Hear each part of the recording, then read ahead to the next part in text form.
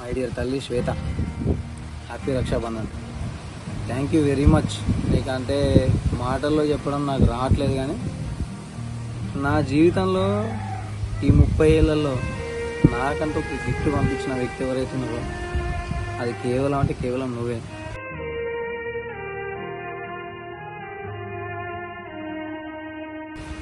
ఆ gift pack నేను open చేసేది స్టార్టింగ్లో నాకు అంత ఎగ్జైట్ అనిపించలేదు. వాస్తవానికి ఏంటంటే గిఫ్ట్ వచ్చింది, అదేంటంటే నువ్వు పిలిస్తే నేనే వచ్చి తెచ్చుకున్నాను. నువ్వు ఎందుకు పిలిచినావు నాకు తెలియదు, ఎందుకు ఇచ్చినావు నాకు తెలియదు. అది రక్షాబంధన్ రోజే ఓపెన్ చేయమని చెప్పినావు అన్న మాటకి గౌరవించి ఓపెన్ చేస్తా అంటే ఎందుకు ప్రతి ఒక్క చిన్న ప్యాక్లో ఎంత పెద్ద ఎమోషన్ ఉందని ఓపెన్ చేస్తా ఉంటే తెలిసింది.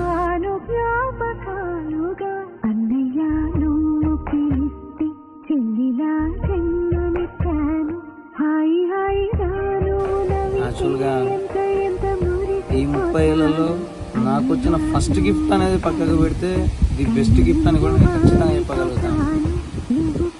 నా జీవితంలో నాకు ఊపిరి ఆగిపోయే ముందు సెకండ్ వరకు కూడా నువ్వు పంపించిన గిఫ్ట్ని ఖచ్చితంగా తల్లి మనసులో పెట్టుకుని గుండెలో పెట్టుకుని చూసుకుంటాను.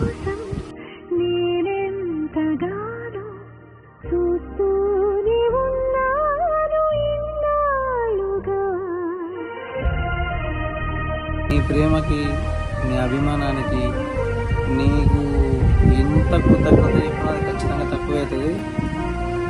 నాకు వాస్తవంగా తోడబుట్టిన వాళ్ళు ఎవరు లేరు. నీ పరిచయం నాకు 3 సంవత్సరాలు కావచ్చు. ఈ 3 ఏళ్లలో నేను ఆ విషయం చాలాసార్లు మర్చిపోయాను. నాకున్నది తోడబుట్టింది ప్రతి సందర్భంలో గుర్తు చేస్తూ ఉంటాను. ఇంత బ్యూటిఫుల్ రిలేషన్ నీ వల్లే నాకు దక్కింది. దీన్ని నేను ఖచ్చితంగా దూరం చేసుకోలేను.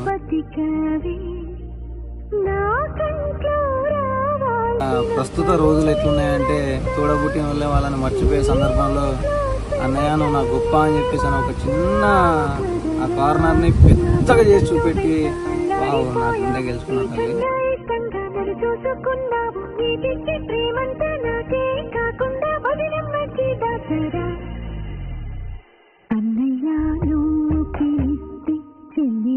మర్చిపోయే ముందు సెకండ్ వరకు నేను నిన్ను మర్చిపోను.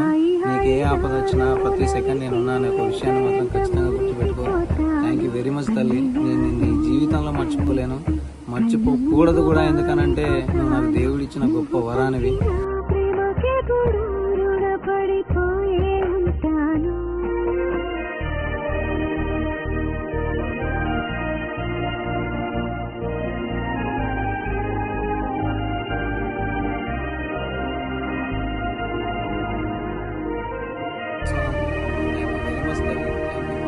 So much.